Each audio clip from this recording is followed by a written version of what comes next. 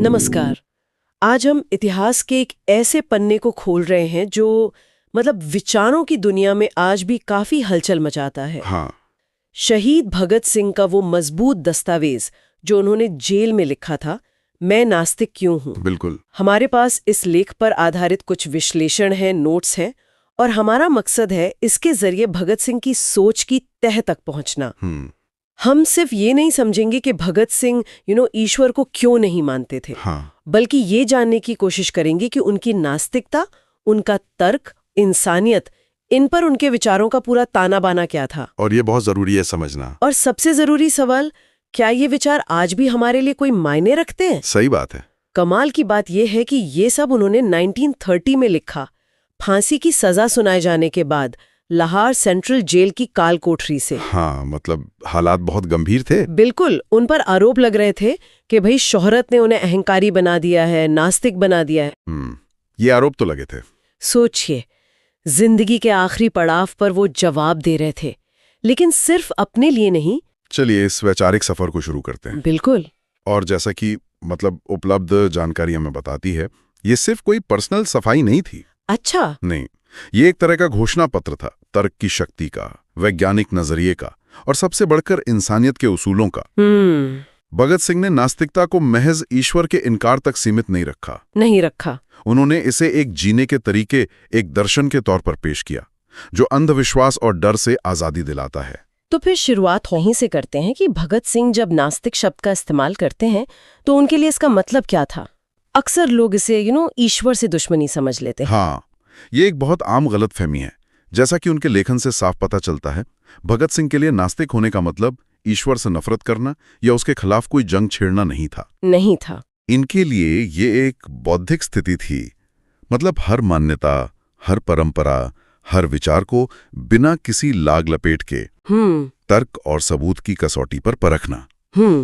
वो इसे अंधश्रद्धा के खिलाफ एक विद्रोह मानते थे। अच्छा। उनका मानना था कि आंख मूंदकर किसी भी बात को मान लेना, चाहे वो कितनी ही पुरानी या पवित्र क्यों न लगे, वो हमारी सोचने समझने की सलाहियत, हमारी बुद्धि का अपमान है। यानी सवाल पूछना, संदेह करना, यही उनके लिए नास्तिकता की बुनियाद थी। निश्चित रूप से।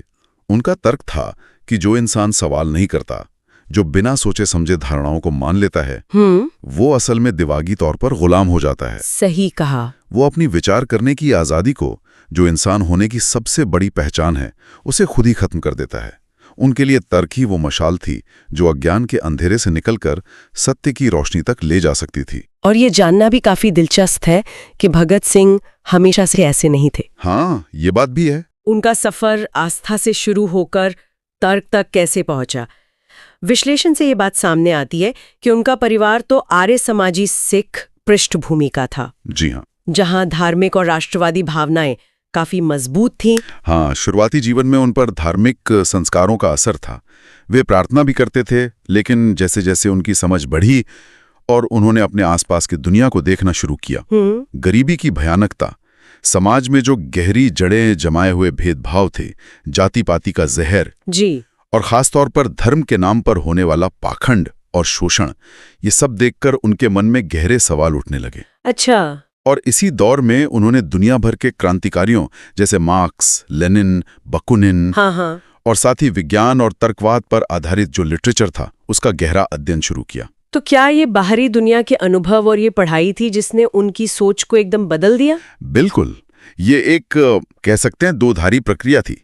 एक तरफ सामाजिक अन्याय देखकर उनका मोहभंग हो रहा था, दूसरी तरफ तर्कवादी और समाजवादी विचारों ने उन्हें एक नया नजरिया दिया। जी। वे इस नतीजे पर पहुंचे कि दुनिया की समस्याओं का कारण कोई दैवीय प्रकोप या भाग्य नहीं है, बल्कि इंसानों द्वारा बनाई गई सामाजिक, राजनीतिक और आर्थिक व्यवस्थाएं हैं। उन्हें लगा कि इंसान की बेहतरी और समाज की तरक्की किसी देवी देवता की कृपा पर निर्भर नहीं करती, बल्कि इंसान की अपनी कोशिशों, उसके संघर्ष और वैज्ञानिक समझ को अपनाने पर निर्भर करती है। उन्होंने वो भगवान भरोसे बैठने वाली सोच को सिरे से खारिज कर दिया। और इसी तर्क के आधार पर उन्होंने ईश्वर की जो पारंपरिक कल्पना है, एक सर्वशक्तिमान दयालु पिता वाली, उस पर बहुत तीखे सवाल उठाए।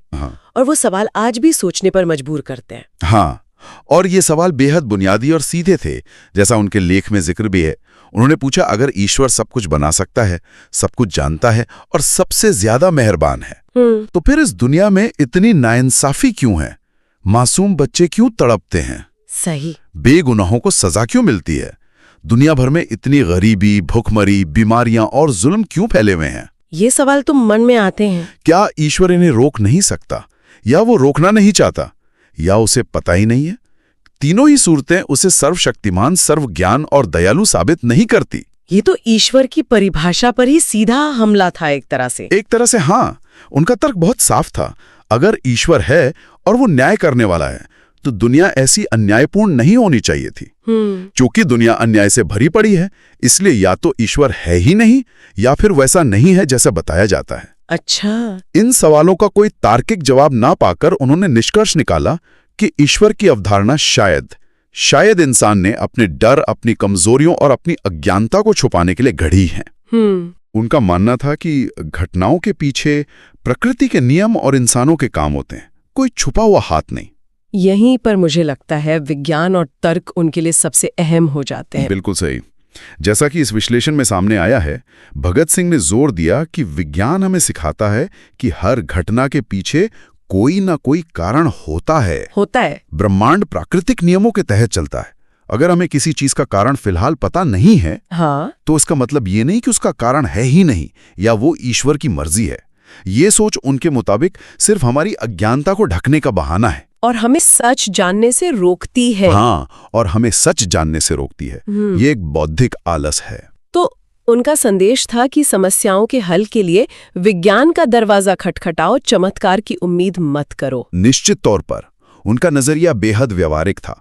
समाज की असली बीमारियां, गरीबी, असमानता, शोषण, बीमारियां, इनका इलाज वैज्ञानिक सोच, शिक्षा, सामाजिक बदलाव और सामूहिक इंसानी कोशिशों से ही हो सकता है। मंदिरों में घंटों पूजा करने या मज़ारों पर मन्नतें मांगने से समाज नहीं बदलेगा। वो कर्म योगी थे। कर्मकांड में उनका विश्वास नहीं था। सही। उनका कहना था कि इंसान को प्रकृति पर विजय पानी होगी, उसके रहस्यों को समझना होगा। अब नैतिकता यानी मोरालिटी के सवाल पर आते हैं। अक्सर कहा जाता है कि भाई धर्म और भगवान का डर ही इंसान को सही रास्ते पर रखता है, वरना वो जानवर बन जाए। ये दलील तो बहुत सुनी जाती है। भगत सिंह इस दलील को कैसे देखते थे? वो इस दलील को पूरी तरह खारिज करते थे। उनके लेखन से ये साफ है कि उनके लिए नैतिकता का स्रोत कोई आसमान से उतरी किताब या किसी ईश्वर का हुक्म नहीं था। तो फिर क्या था? नैतिकता की जड़ें इंसानियत में थीं, समाज की भलाई की सोच में थीं, और हर व्यक्ति के अपने ज़मीर में विवेक या कॉन्शियस जिसे कहते हैं। अच्छा। सही और गलत का पैमाना ये होना चाहिए कि किसी काम का इंसानों पर, समाज पर क्या असर पड़ रहा है, क्या वो तर्कसंगत है, क्या वो मानवीय मूल्यों को बढ़ावा देता है। और इसी से जुड़ा हुआ है व्यक्तिगत जिम्मेदारी का विचार, है ना? बिल्कुल, ये बहुत महत्वपूर्ण बिंदु है। भगत सिंह मानते थे कि इंसान को अपने हर काम, हर फैसले की जिम्मेदारी खुद लेनी चाहिए। अगर आप सफल होते हैं तो ये आपकी मेहनत और समझ का नतीजा है। अगर आप असफल होते हैं तो इसकी वजह आपकी गलतियां या बाहरी परिस्थितियां हो सकती हैं। ठीक। लेकिन अपनी कामयाबी का सेहरा भगवान के सर बांधना या अपनी नाकामी का ठीकरा किस्मत पर फोड़ देना उनकी नजर में एक तरह की बौद्धिक बेईमानी और कायरता थी। अच्छा। सच्चा इंसान वो है जो अपने किए के नतीजों का स्वीकार करने की हिम्मत रखता है, चाहे वो अच्छे हों या बुरे। ये जिम्मेदारी और हिम्मत का विचार सीधे उनकी नास्तिकता से जुड़ता है। ऐसा लगता है जैसे नास्तिकता ने उन्हें कमजोर नहीं बल्कि और ताकतवर बनाया। ये एक मुख्य सार है जो उनके लेख से निकलता है। भगत सिंह के लिए नास्तिकता सिर्फ ईश्वर को नकारना नहीं थी, बल्कि वैचारिक स्वतंत्रता का सबसे बड़ा हथियार थी। ये वो चाबी थी जिसने उन्हें डर और परंपरा के बंधनों से मुक्त कर क्रांति के लिए तैयार किया। वो मानते थे कि नास्तिक होना असल में अपने सबसे गहरे डरों पर जीत हासिल करना है। मौत का डर, अनदेखे का डर, सजा का डर। जी। जब इंसान समझ लेता है कि उसका भाग्य उसके अपने हाथों में है, तो उसे किसी बाहरी अलौकिक सहारे की जरूरत नहीं रह जाती। सही। उनका वो मशहूर कथन है, जैसे आपने पहले भी इशारा किया था, परिस्थिति का तकाजा है कि मैं चुप रहूं, पर मेरा स्वभाव है कि मैं बोलूं। डर का नाम ही भगवान है, और जब डर खत्म हो जाता है तो भगवान भी खत्म हो जाता है। ये सोचना भी कमाल है कि जेल में फांसी के इतने करीब होते हुए वे इतने स्पष्ट और तार्किक ढंग से बिना किसी डर के लिख रहे थे। यही उनके अदम्य आत्मबल और निर्भीकता का प्रमाण है। फांसी के साये में खड़े होकर बिना किसी ईश्वरीय मदद की उम्मीद के अपने सिद्धांतों पर इतनी मजबूती से टिके रहना, ये असाधारण मानसिक दृढ़ता दिखाता है। बिल्कुल। उनके लिए नास्तिकता डर का नहीं, बल्कि साहस और आत्मविश्वास का स्रोत थी। भगत सिंह ने सिर्फ ईश्वर की अवधारणा पर ही नहीं, बल्कि संगठित धर्म, जिसे ऑर्गेनाइज्ड रिलीजन कहते हैं, उसके समाज पर पड़ने वाले असर पर भी काफी कुछ कहा है। हाँ, और इस मामले में उनके विचार काफी आलोचनात्मक थे। जैसा कि उपलब्ध सामग्री दर्शाती है, उन्होंने अक्सर धर्म को समाज को बांटने, लोगों के बीच नफरत फैलाने और शोषण की व्यवस्था को बनाए रखने का एक ताकतवर औजार माना। अच्छा। उनका तर्क सीधा था, जब तक लोग धर्म, जाति, मजहब के नाम पर एक दूसरे से लड़ते रहेंगे, वे कभी एकजुट होकर अपने असली दुश्मनों, जैसे उस वक्त का ब्रिटिश साम्राज्यवाद या आज के दौर की गरीबी, भ्रष्टाचार और सामाजिक नाइंसाफी, इनके खिलाफ नहीं लड़ पाएंगे। सही बात है। इसलिए सच्ची आजादी और बराबरी के लिए धार्मिक संकीर्णता से ऊपर उठना पहली शर्त थी। लेकिन क्या इसका मतलब ये है कि वे हर तरह की धार्मिक भावना या आस्था के पूरी तरह खिलाफ थे? क्या स्रोतों में इस बात का भी जिक्र है कि वे धर्म के किसी सकारात्मक पहलू को भी स्वीकार करते थे या उनका विरोध बिल्कुल संपूर्ण था? ये एक महत्वपूर्ण सवाल है। देखिए, मुख्य रूप से उनका विरोध धर्म के संगठित और कट्टर रूप से था, जो पाखंड, अंधविश्वास और शोषण को बढ़ावा देता है। लेकिन विश्लेषण ये भी इशारा करता है कि उनका झगड़ा शायद धर्म के मूल मानवीय मूल्यों जैसे प्रेम, करुणा, सेवा से उतना नहीं था। अच्छा। जितना उन कर्मकांडों, रीति रिवाजों और संस्थाओं से था जो इंसान को इंसान से बांटते थे। उन्होंने लोगों से यही अपील की कि वो अपने धार्मिक विश्वासों को भी तर्क और इंसानियत की कसौटी पर परखें। हाँ। अगर कोई धार्मिक सीख या परंपरा मानवता के भले के लिए है, वैज्ञानिक सोच से मेल खाती है, तो उसे मानने में क्या हर्ज है? सही। लेकिन अगर कोई विचार नफरत फैलाता है, भेदभाव सिखाता है या सोचने समझने पर पहरा लगाता है, तो उसे फौरन छोड़ देना चाहिए। उनका पैमाना इंसानियत था। अब जरा इस लेख मैं नास्तिक क्यों हूं की भाषा और शैली पर भी बात करते हैं। कहा जाता है कि ये बहुत असरदार ढंग से लिखा गया है। बिल्कुल। इसकी सबसे बड़ी खूबी है इसकी सादगी, स्पष्टता और सीधापन। इसमें कहीं भी लच्छेदार भाषा या भावनाओं का फालतू उबाल नहीं है। भगत सिंह ने अपनी बात बिना किसी लाग लपेट के सीधे सीधे रखी है। हाँ। हर दलील के पीछे तर्क है, सबूत है या एक तीखा सवाल है। भाषा ऐसी है जो आम पाठक को भी आसानी से समझ आ जाए, लेकिन उसमें विचारों की गहराई कम नहीं होती। तो ये सिर्फ भावनाओं का इजहार नहीं, बल्कि एक मजबूत तार्किक दस्तावेज है। निश्चित रूप से ये लेख साइज में भले ही छोटा है, लेकिन वैचारिक रूप से बहुत सघन और वजनदार है। इसमें एक युवा क्रांतिकारी के ठंडे दिमाग, उसके गहरे अध्ययन, उसके अटूट आत्मविश्वास और वैज्ञानिक सोच का अद्भुत संगम दिखता है। जी। ये भावनाओं पर आधारित चीख पुकार नहीं, बल्कि तथ्यों और तर्क पर आधारित एक शांत मगर दृढ़ आवाज है। जाहिर सी बात है, ऐसे विचारों की आलोचना तो होनी ही थी। हाँ, बिल्कुल। जैसा कि हमने शुरू में जिक्र किया, उन्हें अहंकारी कहा गया, धर्म विरोधी कहा गया। हाँ, और ये आलोचनाएं आज भी होती हैं। कुछ लोग उनकी नास्तिकता को भारतीय संस्कृति और परंपराओं का अपमान मानते हैं। लेकिन अगर हम उनके लेख और विचारों को निष्पक्ष होकर देखें, तो जैसा विश्लेषण बताता है, उनका मकसद किसी धर्म या धार्मिक व्यक्ति का अपमान करना नहीं था। उनका असली निशाना कुछ और था। वो अंधविश्वास जो इंसान की सोचने की शक्ति को जकड़ लेता है, वो पाखंड जो धर्म की आड़ लेकर अपना उल्लू सीधा करता है, और वो डर जो इंसान को सवाल पूछने और सच बोलने से रोकता है। हाँ। वो इन चीजों के खिलाफ लड़ रहे थे, ना कि किसी खास ईश्वर या धर्म के। तो उनकी लड़ाई धर्म से ज्यादा उन चीजों से थी जो धर्म के नाम पर होती हैं। सटीक कहा आपने। उनकी आलोचना धर्म के उन नकारात्मक पहलुओं पर केंद्रित थी जो समाज को पीछे धकेलते हैं, इंसानों के बीच दीवारें खड़ी करते हैं और वैज्ञानिक प्रगति में रुकावट डालते हैं। उनका मानना था कि कोई भी विचार, चाहे वो धार्मिक हो या न हो, अगर वो इंसानियत के दायरे में है, तर्क की कसौटी पर खरा उतरता है और समाज को बेहतर बनाने में मदद करता है, तो ठीक है, तो वो स्वीकार्य है। लेकिन जैसे ही कोई विचार कट्टरता, नफरत या अतार्किकता का प्रचार करने लगता है, वो आलोचना का हकदार बन जाता है। और अब हम उस सवाल पर आते हैं जो शायद सबसे अहम है आज।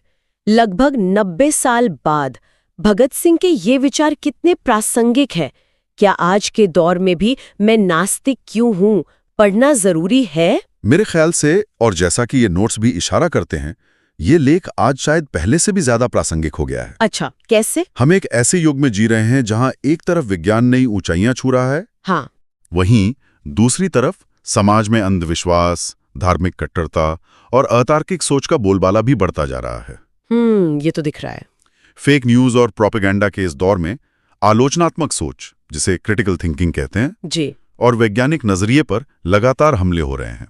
यानी भगत सिंह ने जिन खतरों के बारे में आगाह किया था वो आज भी मौजूद है, शायद नए रूपों में। बिल्कुल। भगत सिंह की ये रचना हमें एक टाइमलेस सबक सिखाती है कि इंसान की असली तरक्की और एक इंसाफ पसंद समाज का सपना तभी पूरा हो सकता है जब हम सवाल पूछने की हिम्मत रखें, जब हम सुनी सुनाई बातों या सदियों पुरानी मान्यताओं पर आंखें बंद करके यकीन करने के बजाय उन्हें तर्क और इंसानियत की कसौटी पर परखने के लिए तैयार हों। सही कहा।